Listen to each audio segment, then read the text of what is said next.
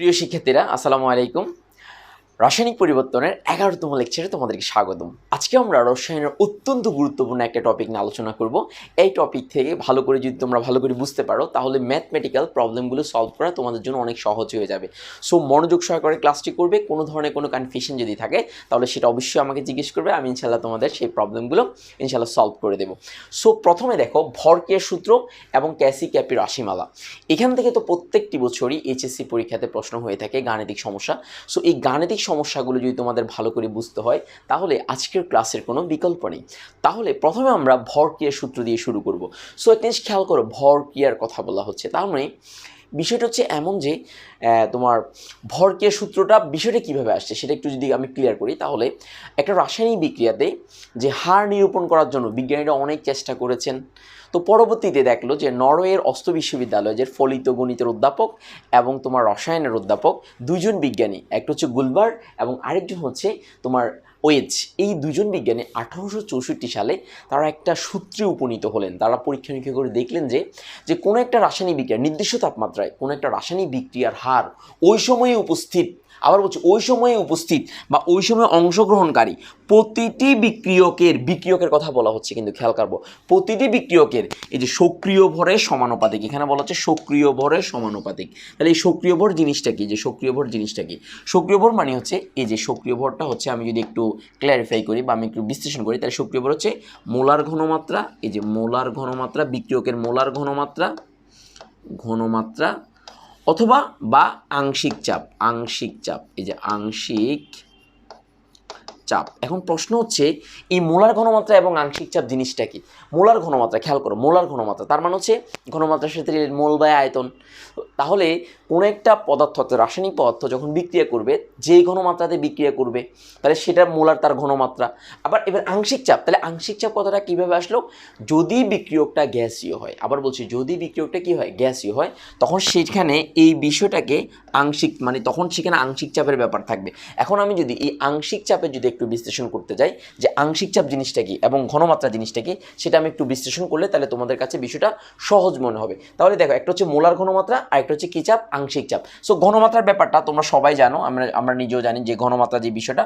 তো তাহলে আমি গাণিতিক রূপের আগে আমি যদি বলি যে আংশিক চাপ এবং মোলার ঘনমাত্রা, তাহলে এই ঘনমাত্রার বিষয়টা তোমরা সবাই জানো, মোলার ঘনমাত্রা, এই যে মোলার ঘনমাত্রা এই বিষয়টা হচ্ছে কি মোল বাই আয়তন। তার মানে হচ্ছে এই যে মোল বাই আয়তন, এই আয়তনটা কি বলতো?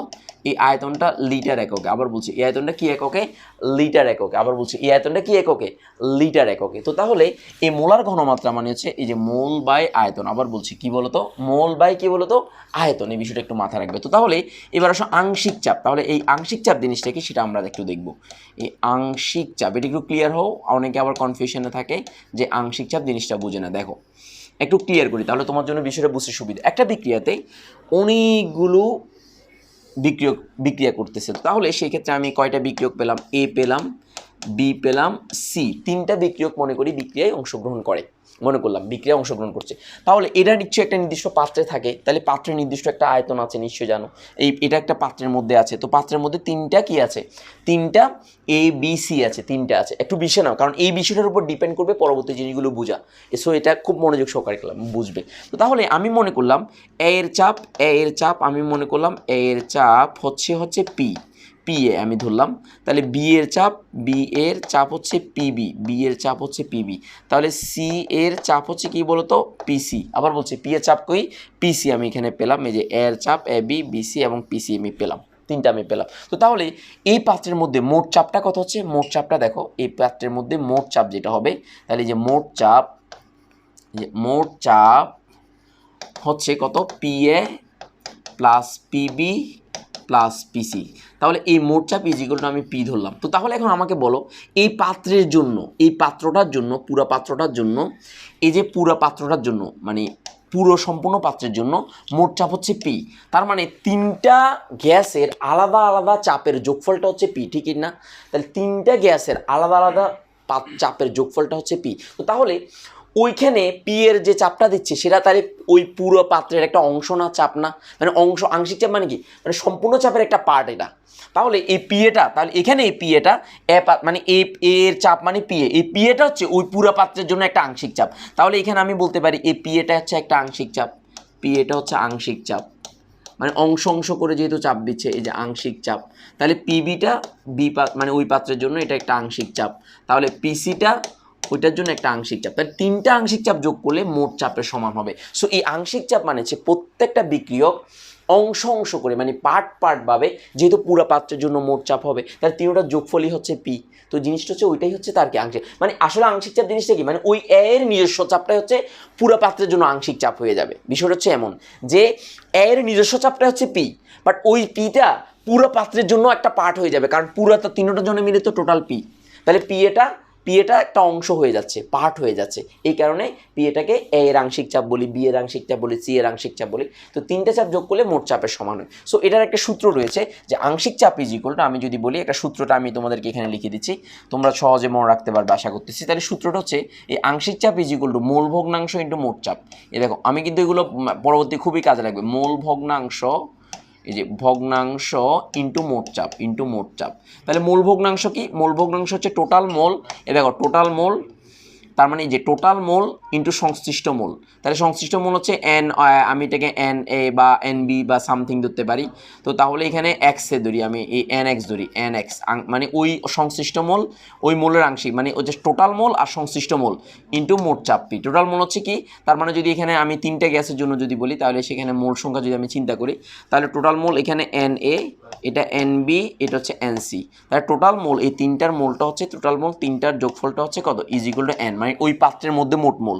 তাহলে এই টোটাল মোল এন, তাহলে এটা হচ্ছে ওই সংশ্লিষ্ট এর সংশ্লিষ্ট মোল, তাহলে এন এ, এই এন এ। তো তাহলে এখানে আমি যদি বলি এ এর আংশিক চাপ, এর আংশিক চাপ ইজ ইকুয়াল টু, আংশিক চাপ ইজ ইকুয়াল টু, তো আসলে ওইটার এর আংশিক চাপ না, মানে এর মোট চাপই বলা যায়, কারণ এই তো মোট চাপ যা দিচ্ছে সেটা তার পুরো পাত্রের জন্য আংশিক হয়ে গেল, পুরো পাত্রের জন্য সেটা একটা পার্ট হয়ে গেল। তাহলে তুমি যদি বিজনেস করো, মনে করো তুমি 1 লাখ টাকা দিছো, তোমার বন্ধু 1 লাখ টাকা দিছো, আরেকজন 1 লাখ টাকা দিয়েছে, পুরো বিজনেসটা কিন্তু 3 লাখের। তো তুমি তো একটা পার্ট, অংশ, তাহলে তুমি অংশীদার। তো অংশীদার মানে কি, তোমার টাকাটা হচ্ছে 1 লাখ টাকা, বাট পুরো মানুষের জন্য, পুরো বিজনেসের জন্য তুমি ওটা একটা অংশ, এই কারণে তুমি অংশীদার। বাট অংশীদার মানে কি, তোমার টাকাটাই তুমি দিছো, বাট পুরো জিনিসের জন্য তুমি অংশ হয়ে গেছো। কথাটা হচ্ছে এরকম, মানে এখানে আমার টাকা 1 লাখ সোজা, আবার অংশটাও 1 লাখ, তো তার মানে আমি অংশীদার, ওইটা পুরোটার জন্য আমি অংশীদার, বাট আমার নিজের একটা ওইখানে কন্ট্রিবিউশন হচ্ছে 1 লাখ টাকা। সো আমারটা আমার কাছে ঠিক থাকলো, বাট পুরো জিনিসের জন্য আমি অংশীদার হলাম। সো এই বিষয়টা একটু মনে রাখবা, মূল ভগ্নাংশ ইন্টু মোট চাপ, এই বেসিকটা না থাকলে তুমি সহজে আসলে বুঝতে পারবে না। তাহলে এইটা হচ্ছে আংশিক চাপ, আমরা তখন করব তখন বিষয়টা। আর ঘনমাত্রাটা বুঝতে পেরেছো, ঘনমাত্রাকে আমরা এইভাবেও লিখি যে মানে বোঝানোর জন্য, যদি এর ঘনমাত্রা তাহলে থার্ড ব্র্যাকেট দিয়ে লেখা হয়, বি এর ঘনমাত্রাকে এখানে থার্ড ব্র্যাকেট দিয়ে মানে ঘনমাত্রা বুঝে প্রকাশক রাশি হিসেবে করা হয়। সো এবার আমরা গাণিতিক রূপে যাব, যে এই যে ভরকের সূত্রটা দেখলাম, সেই ভরকের সূত্রের গাণিতিক রূপে যাব। আশা করি বিষয়টা বুঝতে পেরেছো। আচ্ছা, এবার আসো আমরা যে গাণিতিক রূপে যাব, ভরকের সূত্রের গাণিতিক রূপ। তাহলে গাণিতিক রূপটা কেমন হয় আমি যদি একটু করে বলি, যে দেখো গাণিতিক রূপ, কার গাণিতিক রূপ, ভরকের সূত্রের গাণিতিক রূপটা একটু মনোযোগ সহকারে খেয়াল করবা। তো তাহলে আমি এখন একটা বিক্রিয়া দিলাম, এই বিক্রিয়াটা হচ্ছে এটা যে এ প্লাস বি বিক্রিয়া করেছে, বিক্রিয়া করে এখানে সি প্লাস ডি উৎপাদ তৈরি করলো। তো তাহলে এখানে আমি লিখবো সম্মুখ বিক্রিয়ার হার। তাহলে এখানে আমি কি লিখবো, সম্মুখ বিক্রিয়ার হার। এই দেখো সম্মুখ বিক্রিয়ার হার, এই যে বিক্রিয়ার হার। তাহলে সম্মুখ বিক্রিয়ার হার কত, তাহলে সম্মুখ বিক্রিয়ার হারকে আমি আর অফ এ দ্বারা চিহ্নিত করতে পারি। তাহলে এই যে আর অফ, এই যে সম্মুখ বিক্রিয়ার আর এফ মানে forward reaction is proportional to. তাহলে এই যে বিক্রিয়ার হার কি বলেছে, ওই সময় উপস্থিত বিক্রিয়ক সময়ের মোলার ঘনমাত্রার গুণফল। তাহলে ওই সময় বিক্রিয়ক হচ্ছে এ বি, তাহলে এখানে এ, এখানে থার্ড ব্র্যাকেট, আর এখানে বি, এটা থার্ড ব্র্যাকেট, এই যে বিক্রিয়কের গুণফলের সমানুপাতিক, এটা হচ্ছে ভরকের সূত্র। তাহলে সম্মুখ বিক্রিয়ার হার হচ্ছে এটা আমরা জানলাম। আর এখানে যদি সহগ থাকতো, সহগটা ঘাত হিসেবে থাকতো। আবার বলছি, সহগটা ঘাত হিসেবে যাইতো। যদি এখানে সহগটা এ থাকতো তাহলে এটা ঘাত হিসেবে যাইতো। সো এটা একটু আমরা আগেও পড়েছি। তারপরে যদি এখানে যদি সহগ থাকে, ঘাত হিসেবে থাকবে, সেটা একটু মনে রাখবা, পরে আমরা দেখব। আচ্ছা, এবার আমরা দেখব পশ্চাৎ বিক্রিয়ার হার। আমি এবার দেখব পশ্চাৎ বিক্রিয়ার হার। তাহলে এখানে দেখি আমি পশ্চাৎ বিক্রিয়ার হার, যে পশ্চাৎ পশ্চাৎ বিক্রিয়ার হার, তাহলে পশ্চাৎ বিক্রিয়ার হারটা কি? এই যে rate of backward reaction, rate of backward reaction, backward মানে কি? মানে হচ্ছে পশ্চাৎমুখী বিক্রিয়া। এখন আমাকে বলো পশ্চাৎমুখী বিক্রিয়া মানে কি? তার মানে এদিক থেকে এদিকে, দেন এটা বিক্রিয়ক। পশ্চাৎমুখী মানে এদিক থেকে এদিকে যাবে, তো তার মানে এটা বিক্রিয়ক। দেন ইজ প্রফেশনাল টু, আমি এখানে বলতে পারি কি বলতো, এই যে সি এবং ডি এর গুণফলের সমানুপাতিক। It's okay. তো এবার এটাকে একটু সমানুপাতে আমি এটাকে একটু করি, সহজ করে দিই। তাহলে দেখো এটাকে আমি বা দিয়ে এ আর এফ ইজ ইকুয়াল টু, তাহলে এখানে কি লিখতে পারি, যে K1, এই যে K1, তাহলে এখানে হচ্ছে এ আর ইন্টু বি, তাহলে এখানে K1 একটি সমানুপাতিক ধ্রুবক, আমি এখানে বলতে পারি যে K1 একটি সমানুপাতিক ধ্রুবক। এখানে আমি বলবো যে K1 একটি, এই যে K1 সমানুপাতিক ধ্রুবক, এটা পাশে দিয়ে লিখবা সমানুপাতিক ধ্রুবক, রাইট, এটা লিখলে। এবার আমি এখানে বা দিয়ে আমি এখানে লিখবো, দেখো বা দিয়ে আমি লিখতেছি, বা দিয়ে তাহলে এই আর বি ইজ ইকুয়াল টু, মানে এটারটা তাহলে ইজ ইকুয়াল টু ক্যাবি, এই যে ক্যাবি না K2 দেবো, ক্যাবি তো এখানে আর বি দিলাম, তাহলে এখানে সি অ্যান্ড ডি আমি এখানে দিলাম। সহজভাবে, একদম সহজভাবে চিন্তা করো। তাহলে এখন আমাকে বলো যে লাসাতেলিন বা রাসের সাম্য অবস্থায় সম্মুখ বিক্রিয়ার হার এবং পশ্চাৎ বিক্রিয়ার হার পরস্পর সমান। আবার বলছি, সম্মুখ বিক্রিয়ার হার এবং পশ্চাৎ বিক্রিয়ার হার পরস্পর কী হবে? সমান হবে। এখান থেকে আমরা এই ক্যাপিক অ্যাসিড রাশিমালাটা প্রতিপাদনটা পাবো। তো তাহলে এক্ষেত্রে এই জিনিসটা নিশ্চয়ই বুঝেছ যে সম্মুখ বিক্রিয়ার হার এবং পশ্চাৎ বিক্রিয়ার হার যে সমান হবে, সেখান থেকেই মূলত কি ক্যাপিক অ্যাসিড রাশিমালাটা আসবে। তো এখান থেকে আসতেছে, এবার আসো যে এখান থেকে আমরা মানে এই গাণিতিক রূপ থেকে আমরা ক্যাসিড রাশিমালাটা পেয়ে যাব। তাহলে দেখো এখান থেকে আমরা কি পেয়ে যাব? ক্যাসিড রাশিমালা পেয়ে যাব। সো এই গাণিতিক রূপ এখান থেকে, এই যে ক্যাসি ভরক্রিয়ার সূত্র থেকে ক্যাসি রাশিমালা প্রতিপাদন, তাহলে এখানে আমি লিখতে পারি ভরক্রিয়ার সূত্র থেকে ক্যাসি রাশিমালা প্রতিপাদন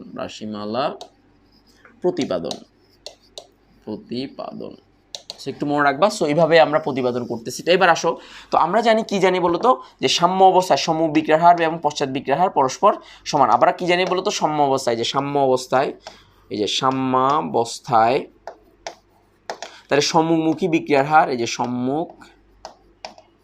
সম্মুখ বিক্রিয়ার হার, এই যে বিক্রিয়ার হার ইজ ইকুয়াল টু পশ্চাৎ বিক্রিয়ার হার, এই যে পশ্চাৎ বিক্রিয়ার হার। তাহলে দেখো, তাহলে এখানে আমি কি বলতে পারি, দেখো এই R F is equal to, তাহলে এখানে বলতে পারি এই যে R F is equal to A আর বি। তো তাহলে এখান থেকে যদি আমি একটু করি, তাহলে সেক্ষেত্রে মানটা বসাই, তাহলে এক্ষেত্রে K1, এই যে K1 এখানে হচ্ছে এ আর এখানে হচ্ছে B is equal to K2 আর এখানে হচ্ছে সি এবং এখানে হচ্ছে ডি। সো এই দেখো, এবার আমি যদি এটাকে একটু পার্ট করি, আলাদা করি, তাহলে সেক্ষেত্রে আমরা কি করতে পারবো সেটা আমরা একটু দেখতেছি। দেখো সহজভাবে চিন্তা করবা, তাহলে তোমাদের জন্য সহজ হয়ে যাবে। তাহলে দেখো, তো এখান থেকে আমি যাব বা, এই যে বা দিয়ে আমি K1/K2 একান্তর করে ফেলবো। আচ্ছা, আমি এখানে করে ফেলতেছি পাশে দিয়ে বা দিয়ে। তাহলে দেখো যে K1, এই যে K1টা একটু উপরে দিই, K1 K2, তাহলে দেখো বা এ K1 আর এখানে K2 ইজ ইকুয়াল টু, এই যে উৎপাদ, এই যে সি আর এখানে হচ্ছে ডি। তো দিলে তাহলে এখানে কি হচ্ছে, এখানে হচ্ছে এ আর এখানে হচ্ছে বি। তো তাহলে এই K1/K2 এটাকেই আমরা বলি যে বা আরেকটা ধ্রুবক, এটাকে ক্যাসি বলা হয়। এই যেগুলো ক্যাসি, তার মানে হচ্ছে এটা হচ্ছে সি ইন্টু ডি, এটা হচ্ছে উৎপাদ, আর এখানে হচ্ছে এ ইন্টু বি। তো তাহলে এই ক্যাসিটা হচ্ছে, এখানে যে ক্যাসিটা পেলাম, এই ক্যাসিটা হচ্ছে আরেকটা ধ্রুবক। এই যে ক্যাসি যেটা পাইলা, সেই ক্যাসিটা হচ্ছে আরেকটা ধ্রুবক, এই ক্যাসিটা হচ্ছে আরেকটা ধ্রুবক, এটাকে বলে আংশিক চাপের সাম্য ধ্রুবক। এই সুতরাং এই ক্যাসি ইজ ইকুয়াল টু হচ্ছে আংশিক, আচ্ছা মোলার ঘনমাত্রা সাম্য ধ্রুবক। সি না, সি মানে কনসেন্ট্রেশন, তাহলে এটা হবে মোলার ঘনমাত্রা সাম্য ধ্রুবক। এই যে মোলার ঘনমাত্রায়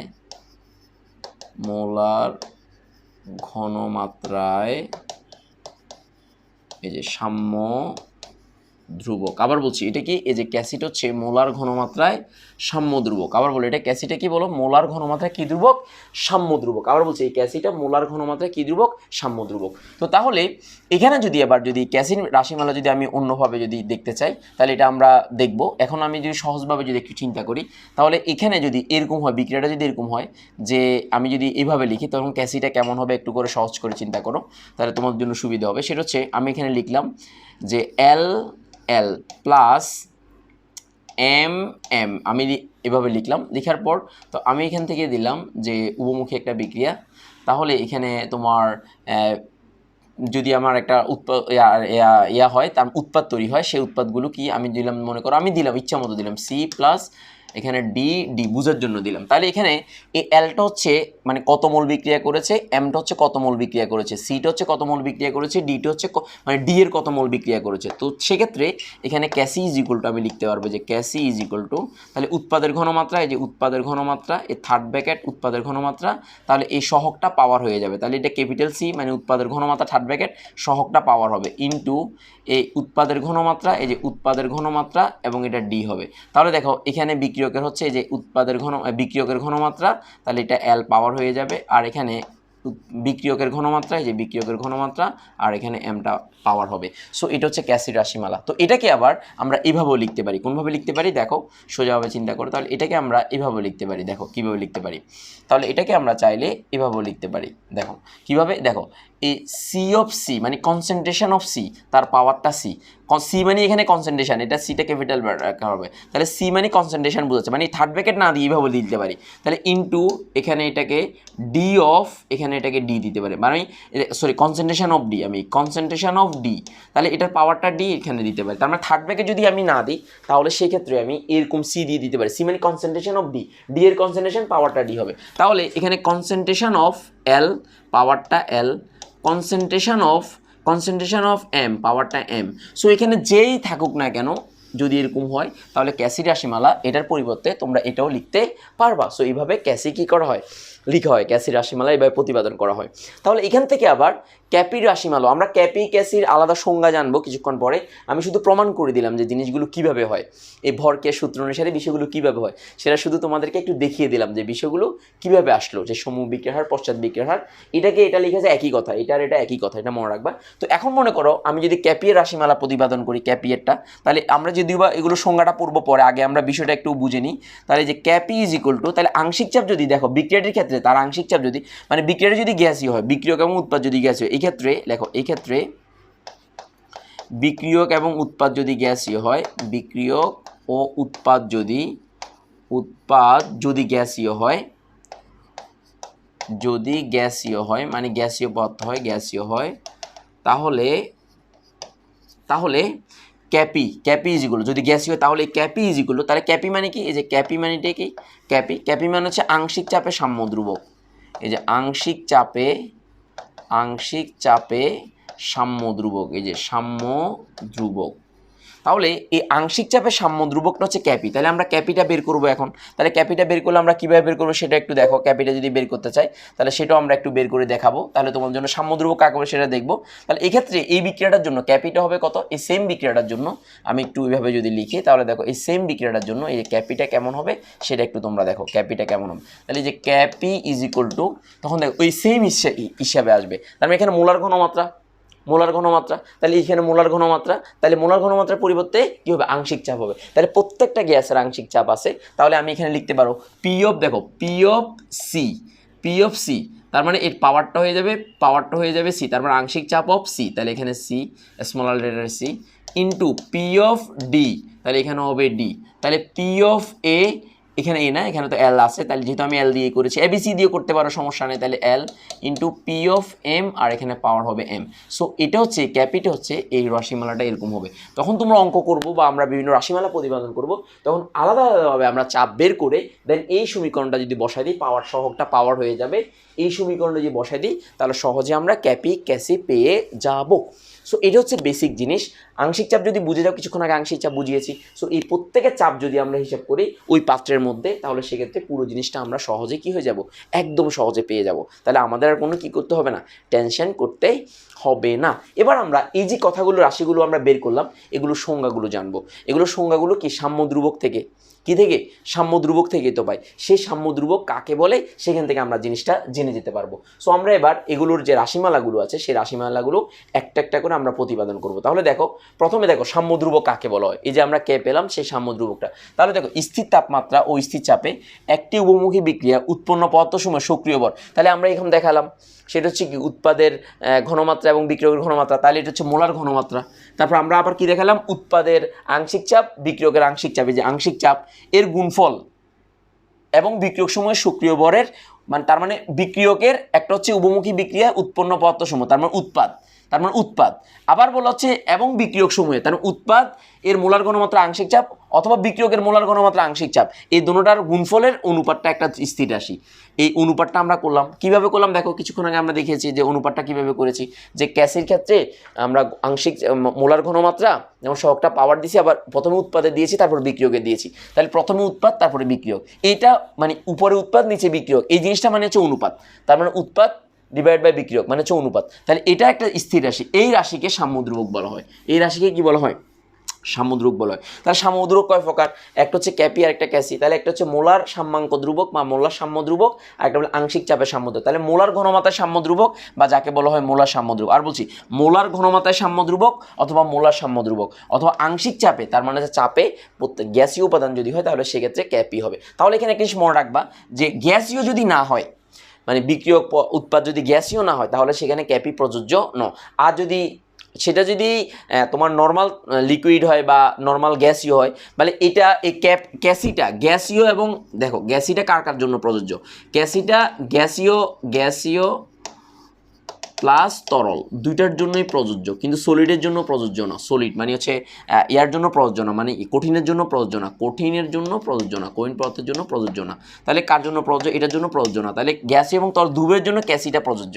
আচ্ছা এবার আসো ক্যাপিটা কার জন্য প্রযোজ্য, তাহলে ক্যাপিটা শুধুমাত্র গ্যাসীয় পদার্থের জন্য প্রযোজ্য, শুধুমাত্র গ্যাসীয় পদার্থের জন্য ক্যাপিটা প্রযোজ্য। আবার বলছি শুধুমাত্র গ্যাসীয়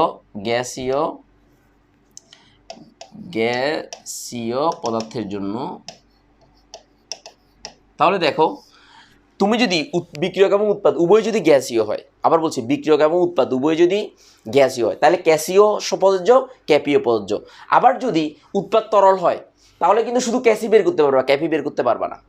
আবার বলছি উৎপাদ যদি তরল হয় তাহলে ক্যাসি হবে কিন্তু ক্যাপি হবে না, কারণ এই ক্যাপির জন্য অবশ্যই গ্যাসীয় হইতে হবে। তার মানে মনে রাখতে হবে ক্যাপির জন্য অবশ্যই গ্যাসীয় হইতে হবে, কিন্তু ক্যাসির জন্য গ্যাসীয় তরল অসুবিধা নেই, দুইটার জন্য ক্যাসিটা বের করা যাবে, গ্যাসীয় তরল দুটোর জন্য ক্যাসিটা বের করা যাবে, কারণ গ্যাসীয় পদার্থের একটা আয়তন আছে, তো ওই আয়তন অনুসারে তার ঘনমাত্রা বের করা যায়।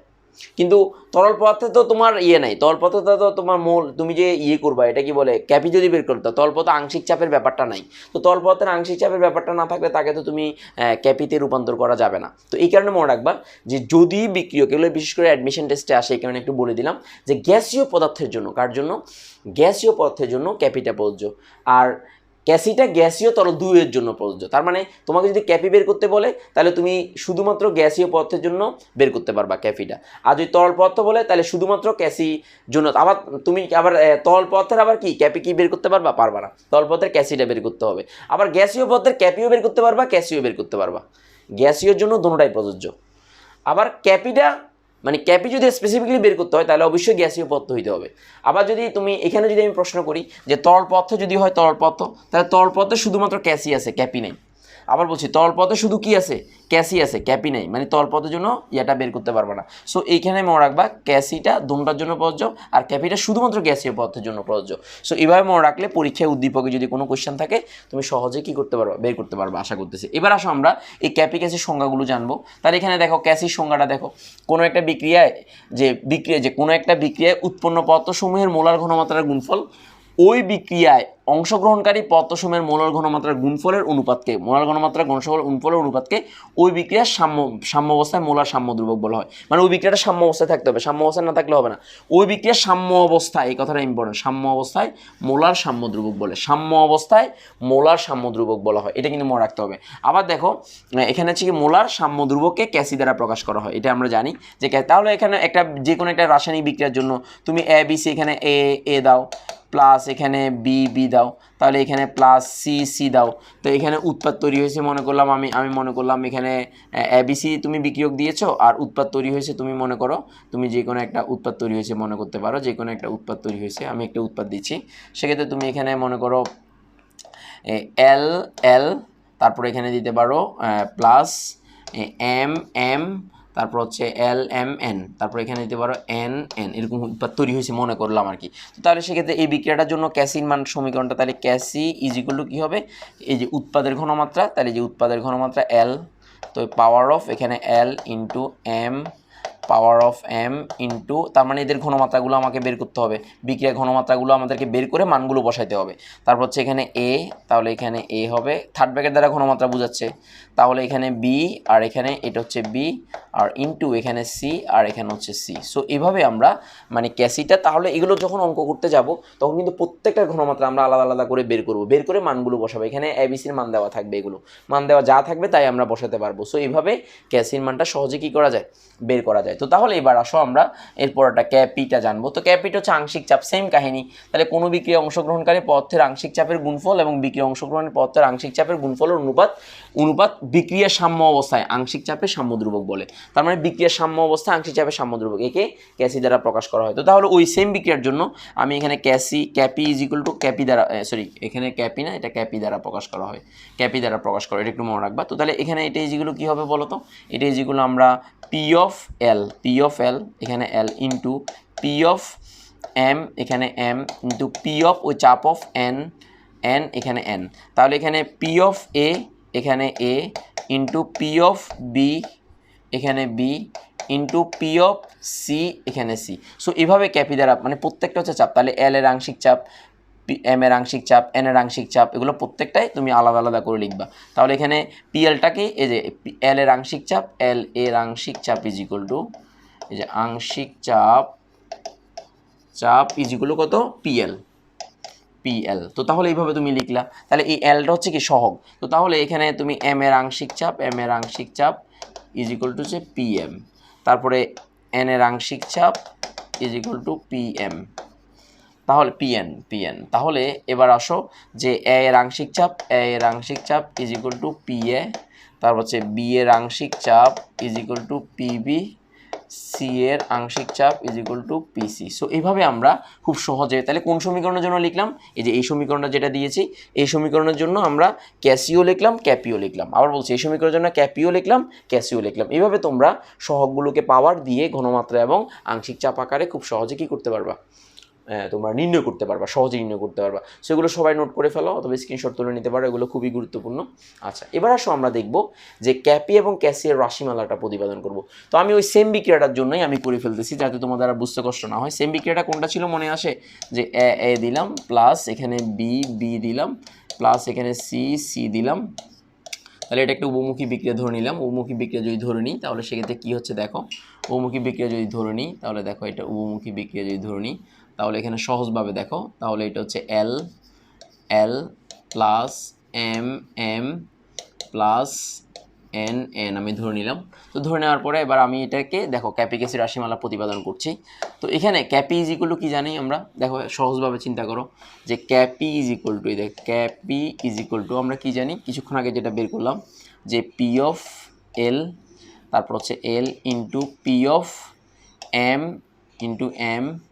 ইন্টু পি অফ এন তার P of A into A to the power A, তারপর হচ্ছে P of B to the power B, তাহলে P of C to the power C, সহগগুলো দিলাম। তো এবার আমাকে বলো সহজভাবে যে আমরা খুব সোজাভাবে যে আমরা জানি যে সহজভাবে আমরা কি জানি এটা একটু মনে রাখো সহজভাবে আমরা জানি পিবি ইজ ইকুয়াল টু, এই যে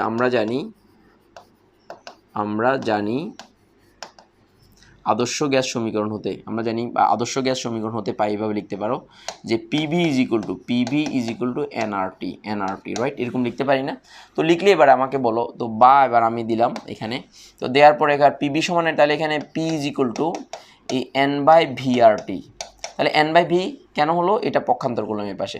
তো বা এবার আমি বা দিলাম, তাহলে P is equal to CRT, তাহলে এখানে সি কেন আসলো, সিটা আসলো তাহলে এই যে মোল বাই আয়তন, তাহলে মোল বাই আয়তন মানে ঘনমাত্রা না, তো ঘনমাত্রা সমান সি, তাহলে এন বাই ভি এটা লিটার এককে ইজ ইকুয়াল টু সি, মানে হচ্ছে ঘনমাত্রা, তাহলে ঘনমাত্রা is equal to mole by আয়তন সিআরটি। তো তাহলে এই মানটা, সুতরাং P is equal to CRT. তাহলে এই সমীকরণটাকে যে 1 নং সমীকরণ দিই, তাহলে এটাকে যে 2 নং সমীকরণ দিই, তাহলে আমরা এই 1 নং সমীকরণে 2 নং সমীকরণের মানটা বসিয়ে পাই। তাহলে আমরা এখানে এই পাশে লিখব যে 1 নং সমীকরণে, দেখো একটু খেয়াল করো যে এই মানটা, এই পি এর মানটা এই জায়গাতে বসাই দেবো। তাহলে বসাই দিচ্ছি আমরা ক্যাপি ইজ ইকুয়াল টু, আমরা লিখব তাহলে বসিয়ে, সুতরাং আমরা লিখব যে ক্যাপি ইজ ইকুয়াল টু, দেখো সিআরটি, এটা টু দি পাওয়ার, এখানে হচ্ছে কি ছিল আমাদের, এখানে ছিল আমাদের পি ছিল। তো তাহলে এটার আমরা কি ছিল, একটু সহজভাবে চিন্তা করো, এটা হচ্ছে উৎপাদ, তাহলে এল ছিল, আমরা এই যে পিআরটি, এই যে পি এর পরিবর্তে বসাই দিলাম, তো পি ইজ ইকুয়াল টু কি সিআরটি বসাই দিলাম, তো তাহলে এল ছিল, এখানে এল বাই এখানে এল ইন্টু, দেখো into CRT to the power এখানে এল এম, তাহলে এখানে এম ইন্টু সিআরটি, এখানে আমরা কি দেখব, দেখো এখানে আমরা কি দেখব, কে এল এম এন, এখানে এন এন দেখব, আর এখানে হচ্ছে এন। সো এখানে আবার লেখো সিআরটি, তো এটা হচ্ছে এ, তাহলে এটা এ ইন্টু সিআরটি, মানটাই শুধু বসাচ্ছি পি এর পরিবর্তে, তাহলে এখানে বি, এখানে হচ্ছে B into CRT to the power, এখানে হচ্ছে সি, এখানে হচ্ছে সি, নর্মালি হচ্ছে সি, স্মল লেটারে সি আমরা দেখলাম সহজভাবে। তো এবার আসো আমরা দেখব যে প্রত্যেকটা মান আমরা সহজভাবে যদি চিন্তা করি, দেখো এদিকে তাকাও, তাহলে এদিকে আসো সহজভাবে দেখো, তাহলে যে সি বাই, এখানে আরটি তো সহগ ধ্রুবক, সো আরটিতে যাবে না, সি অফ এল হবে, আর এখানে দেখো সহজভাবে এখানে এল আমি দিলাম into A RT to the power L হবে, আরটি মানে আরটির পাওয়ারটা এল হবে, ইটস ওকে, আরটির পাওয়ারটা এল, বাট সি এর এল হবে, কারণ কনসেন্ট্রেশন তো এল এর, বাট আরটির তো কোনো, আরটির তো সবার জন্য সেম, আর হচ্ছে একটা কনস্ট্যান্ট, টি একটা কনস্ট্যান্ট, কিন্তু পাওয়ারটা তার ঠিক থাকবে।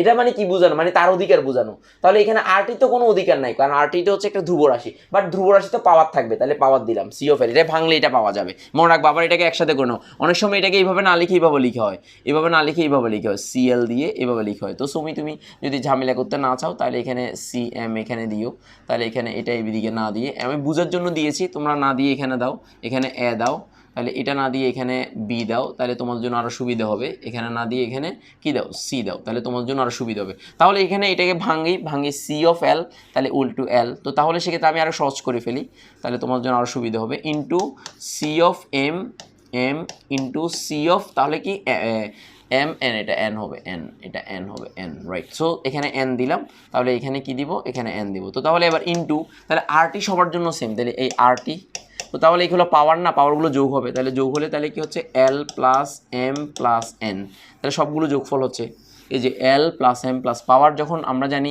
যখন পাওয়ার থাকে তখন যদি একই রাশি হয় তখন এগুলো যোগ আকারে হয়। সো এবার যদি আমি ঠিক সেমভাবে আমি C of A into C of B into C of D, তো তাহলে এখানে এ, এখানে বি, এখানে সি ইন্টু এ আরটি দিয়ে, তাহলে পাওয়ার এ প্লাস বি প্লাস সি হচ্ছে পাওয়ার। সো এভাবে আমরা সহজভাবে করতে পারি। তো এখন আমাকে বলো, নর্মালি তুমি চিন্তা করবা, সেটা হচ্ছে যে এই জিনিসটা সমান, মানে এই বিফোরটা, এই এখান থেকে যে এতটুকু পর্যন্ত আমি দিলাম, এই জিনিসটা দিলাম, তো এটা মানে কি বলো তো, ক্যাসি না, মানে এই অংশটা সমান ক্যাসি না, তাহলে এখানে আমি লিখতে পারি ক্যাসি। ওই যে সি কিছুক্ষণ আগে আমি দেখিয়ে দিলাম যে থার্ড ব্র্যাকেট না দিয়ে এইভাবেও দেওয়া যায়, তাহলে এটা হচ্ছে ক্যাসি। তো ক্যাসি ইন্টু এটা পুরোটা মানে ক্যাসি, তাহলে ক্যাসি ইন্টু, তাহলে এখানে আরটি তুমি দিলা, তো ইটস ওকে। তো তাহলে এখানে দেখো আরটি যখন দিবে, তাহলে এখানে এল প্লাস এম প্লাস এন, উৎপাদের মোট সংখ্যা, টোটাল মোট সংখ্যা, বিয়োগ বিক্রিয়কের টোটাল মোট সংখ্যা, বি প্লাস সি, এখানে থার্ড ব্র্যাকেট দাও, তাহলে উৎপাদের মোট সংখ্যা এবং বিক্রিয়কের মোট সংখ্যা। তার মানে এই জিনিসটা কি, এই জিনিসটা হচ্ছে উৎপাদ এবং বিক্রিয়কের, মানে উৎপাদ এর মোট সংখ্যা এবং বিক্রিয়কের মোট সংখ্যার যে বিয়োগফল, সেটাই এটা এখানে। তাহলে এখানে আমি এই জিনিসটাকে আমি লিখতে পারি যে ইজ ইকুয়াল টু, সুতরাং আমি এখানে লিখতে পারি, দেখো ক্যাপি ইজ ইকুয়াল টু, তাহলে সুতরাং ক্যাপি ইজ ইকুয়াল টু ক্যাসি, এখানে আরটি টু দি পাওয়ার, এখানে আমি এটাকে ডেল এন দিতে পারি, ডেল এন। তো ডেল এনটা কি, ডেল এনটা হচ্ছে উৎপাদের মোট সংখ্যা বিয়োগ বিক্রিয়কের মোট সংখ্যা, তাহলে এটা হচ্ছে উৎপাদের মোট সংখ্যা, এই যে উৎপাদের মোট সংখ্যা বিয়োগ বিক্রিয়কের মোট সংখ্যা, তাহলে এই যে উৎপাদের মোট সংখ্যা, এই যে সমস্ত উৎপাদের মোট সংখ্যা বিয়োগ বিক্রিয়কের মোট সংখ্যা, এই যে মোল সংখ্যা। তো তাহলে এটাকে ডেলেন বলতেছি, ডেলেন। এবার দেখো এই ডেলেনের মানের উপর অনেক কিছু নির্ভরশীল, আবার বলছি এই ডেলেনের মানের উপর অনেক কিছু নির্ভরশীল। এই যে এটাই হচ্ছে ক্যাপি ক্যাসি রাশিমালা। তো সো এইটাই হচ্ছে ক্যাপি এবং ক্যাসি রাশিমালা। এই ডেলেনের মান যদি 0 হয়, অর্থাৎ উৎপাদের মোল সংখ্যা এবং বিক্রিয়কের মোল সংখ্যা যদি 0 হয়, তখন ক্যাপি আর ক্যাসি পরস্পর কী হবে, সমান হবে। তাহলে আমি একটু উদাহরণ দিচ্ছি। ডেলেনের মান যদি 0 হয়, তাহলে আমি একটু তোমাকে উদাহরণ দিয়ে বুঝিয়ে দিচ্ছি জিনিসগুলো সহজ করে করার জন্য। তাহলে আমরা টোটাল যে এটা পেলাম, টোটাল যে বিষয়টা পেলাম সেটা হচ্ছে ক্যাপি সমীকরণটা পেলাম, সেটা হচ্ছে কেমন, যে সমীকরণটা পেয়েছি যে K P is equal to K C R T to the power del n. তো ডেলেন মানে কি, তার মানে উৎপাদের মোল সংখ্যা বিয়োগ বিক্রিয়কের মোল সংখ্যা, টোটাল মোল সংখ্যা। তাহলে ডেলেন ইজ ইকুয়াল টু 0 হলে, তো তার মানে এই কথার অর্থটা কি, এই কথার হচ্ছে যে উৎপাদের মোল সংখ্যা এবং বিক্রিয়কের মোল সংখ্যা সমান হলে, যে উৎপাদের মোল সংখ্যা ও বিক্রিয়কের মোল সংখ্যা সমান হলে, বিক্রিয়কের মোল সংখ্যা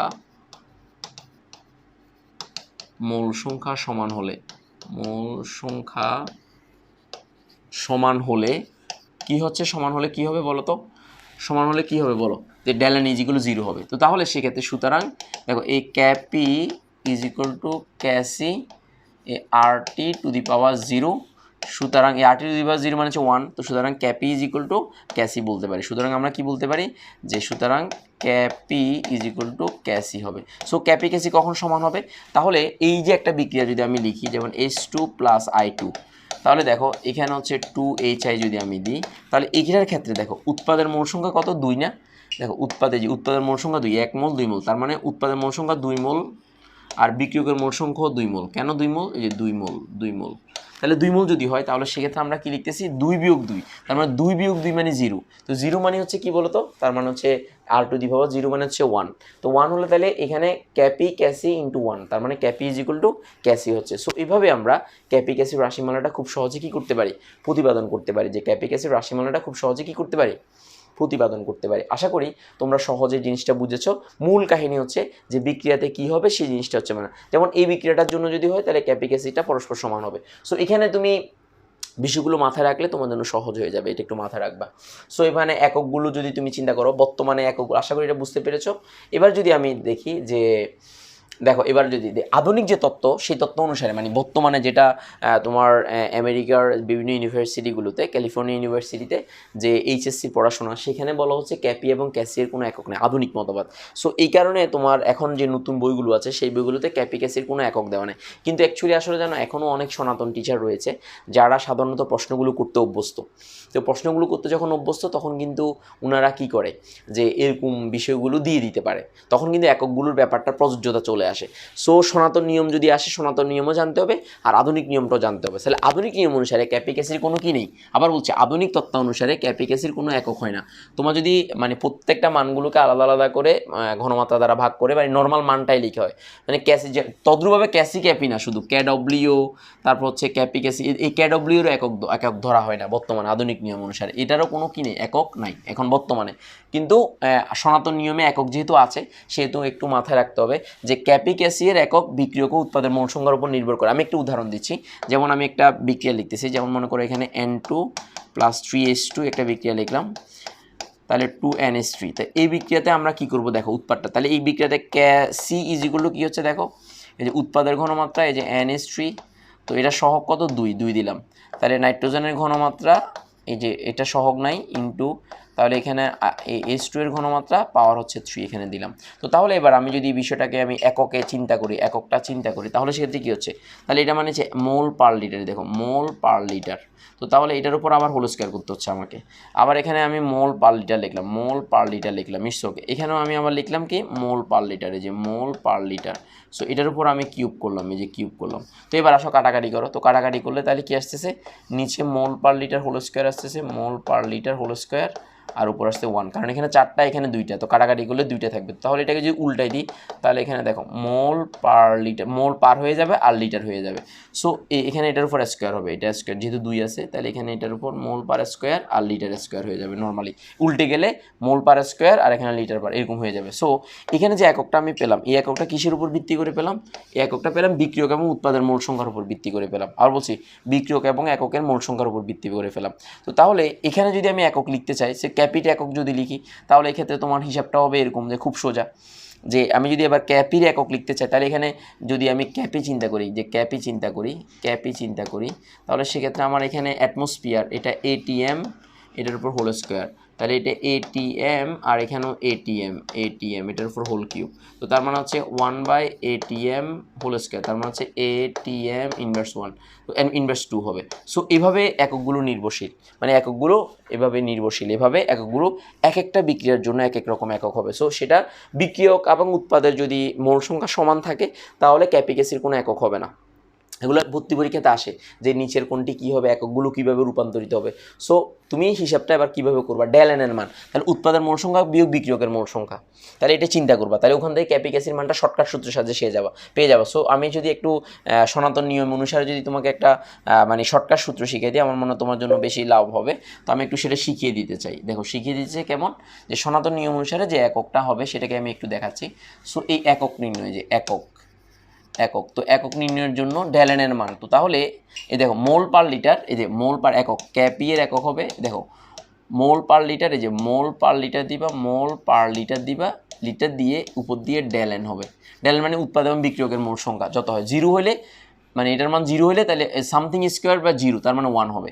তো আর সরি এখানে ক্যাসির একক হবে, ক্যাসি যেহেতু ঘনমাত্রা mole per litre, del N হবে। তো তাহলে ক্যাপিটটা কত হবে, ক্যাপিটটা হচ্ছে atmosphere ATM to the power del N. তো এবার দেখো আমরা কিছুক্ষণ আগে এখানে ডেল এনের মান কত পেয়েছি, দেখো এখানে ডেল এনের মান কত, এখান থেকে মানটা বের করে ফেলতে পারতেছি। দেখো ডেল এর মান উৎপাদ হচ্ছে কত, উৎপাদের মোল সংখ্যা, মানে ডেল এন মানে হচ্ছে কি, ডেল এন মানে হচ্ছে উৎপাদের মোল সংখ্যা,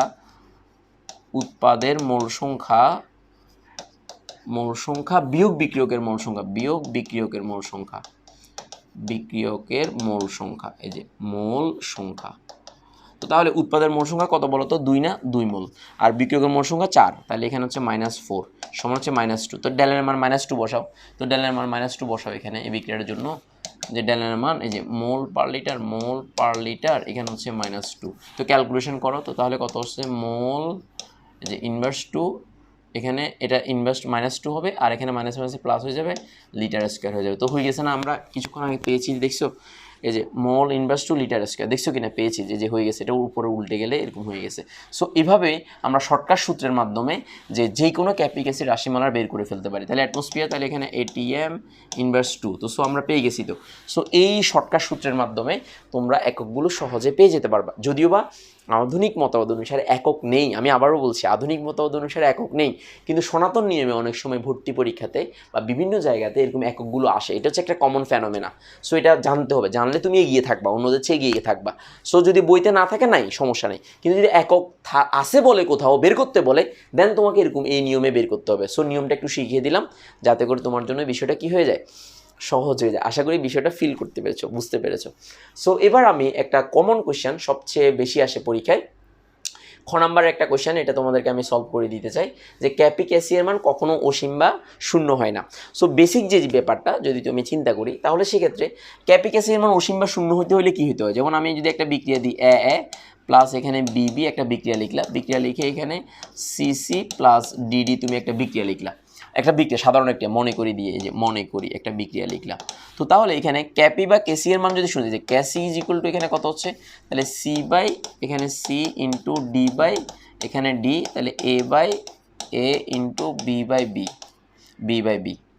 তো তাহলে এবার আমাকে বলো যে ক্যাসি এর মান যদি শূন্য হইতে হয় উৎপাদের মান, তাহলে এখানে ক্যাসি ইজ ইকুয়াল টু, এই যে ক্যাসি ইজ ইকুয়াল টু শূন্য হতে হলে উৎপাদের, এই যে উৎপাদের ঘনমাত্রা, এই যে উৎপাদের ঘনমাত্রা সম্পূর্ণ শূন্য হইতে হবে, সম্পূর্ণ শূন্য হতে হবে একটা। আবার ক্যাসির মান যদি ইনফিনিট মানে হইতে হয়, তোমার ক্যাসির মান যদি আবার বিক্রিয়কের মোট সংখ্যা যদি 0 হয়, মানে বিক্রিয়কের মোট সংখ্যা যদি 0 হয়, তাহলে আবার দেখো বিক্রিয়কের মোট সংখ্যা যদি জিবি হয়, আবার তুমি লিখো বিক্রিয়কের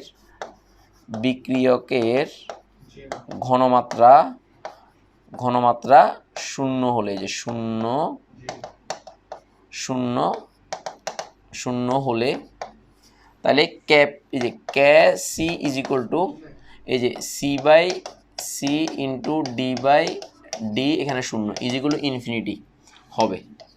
তো বাস্তবে বাস্তবে এই কথা এভাবে লিখবা, বাস্তবে যে কখনোই কোনো একটা রাসায়নিক বিক্রিয়া সাম্য অবস্থায় কখনো বিক্রিয়ক এবং উৎপাদের মোল সংখ্যা কখনো শূন্য হতে পারে না। তাহলে বাস্তবে এইভাবে লিখবা, এভাবে লিখবা বাস্তবে, এরপর লিখবা বাস্তবে, বাস্তবে বিক্রিয়ক মানে কখনো সাম্য অবস্থায় কোনো রাসায়নিক বিক্রিয়ায়, কোনো রাসায়নিক বিক্রিয়ার সাম্য অবস্থায়, রাসায়নিক বিক্রিয়ার সাম্য অবস্থায়, যে সাম্যাবস্থায়, তাহলে কী হয় বলো তো, উৎপাদ এবং উৎপাদ বা বিক্রিয়কের মোল সংখ্যা কখনো জিরো হতে পারে না। উৎপাদ বা বিক্রিয়কের মোল সংখ্যা কখনো জিরো হইতে না, কখনো কি হয় না, শূন্য হয় না, শূন্য বা নিঃশেষ হয় না, শূন্য হয় না, মানে অল্প একটু গইলেও থাকবে, হয় না। তাই ক্যাসি অথবা ক্যাপি, যদি ক্যাপির ক্ষেত্রে পি হিসাবে লিখবা।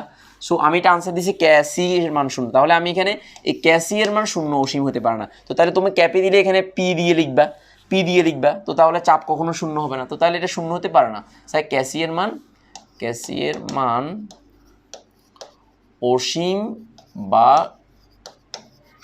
শূন্য হতে পারে না, এটা হচ্ছে বেস্ট আনসার, মানে এটা হচ্ছে একদম বেস্ট আনসার, আমি যে শর্টকাটে লিখে দিলাম। তাহলে মূল কাহিনী কি, উৎপাদন, তাহলে তুমি এটা কথা যদি লিখো তোমার মতো লিখতে পারবা যে কোনো একটা রাসায়নিক বিক্রিয়ায় ক্যাপি বা ক্যাসি এর মান যদি শূন্য হতে হয় তাহলে উৎপাদের মোল সংখ্যা শূন্য হতে হবে, অথবা বিক্রিয়ক অসীম হতে হলে বিক্রিয়কের মোল সংখ্যা শূন্য হতে হবে। তাহলে কোনো একটা রাসায়নিক সাম্য অবস্থায় কখনো বিক্রিয়ক বা উৎপাদ কখনোই কি হয় না, মানে জিরো হয় না, বা কখনো সম্পূর্ণ বিক্রিয়া সংঘটিত হয়ে যাবে না, আবার কখনো রিভার্সিবল হবে না। সো সেক্ষেত্রে যেহেতু উৎপাদ বা বিক্রিয়কের মোল সংখ্যা সাম্য অবস্থায় শূন্য হয় না, সুতরাং বলা যায় ক্যাপি ক্যাসি এর মান কখনো শূন্য হতে পারে না। সো এইভাবে লিখতে পারো, অথবা আমি যেভাবে দিয়েছি এইভাবে দিয়ে তুমি যদি আনসারটা লিখো তাহলে সহজ হয়ে যাবে। এছাড়া আমার বই পেলে, বইতে তো আছে, জিনিসগুলো দেওয়া আছে সহজভাবে। সো এই বেসিকটা যদি মাথায় থাকে তাহলে তোমার জন্য সহজ হয়ে যাবে। আজকে ইনশাল্লাহ অনেক পড়ালাম, আশা করি তোমরা বুঝতে পেরেছো। যদি কোনোদিন কোনো সমস্যা হয় তাহলে সেক্ষেত্রে আমাকে অবশ্যই জানাবে। নেক্সট ক্লাসে এই যে রাশিমালাগুলো, এগুলো প্রত্যেকটা বিক্রিয়ার জন্য আমরা রাশিমালাগুলো আলাদা আলাদা করে প্রতিপাদন শিখাবো ইনশাল্লাহ। ঠিক আছে, তো তোমরা সবাই ভালো থাকো, সুস্থ থাকো, ধন্যবাদ সবাইকে, আসসালামু আলাইকুম।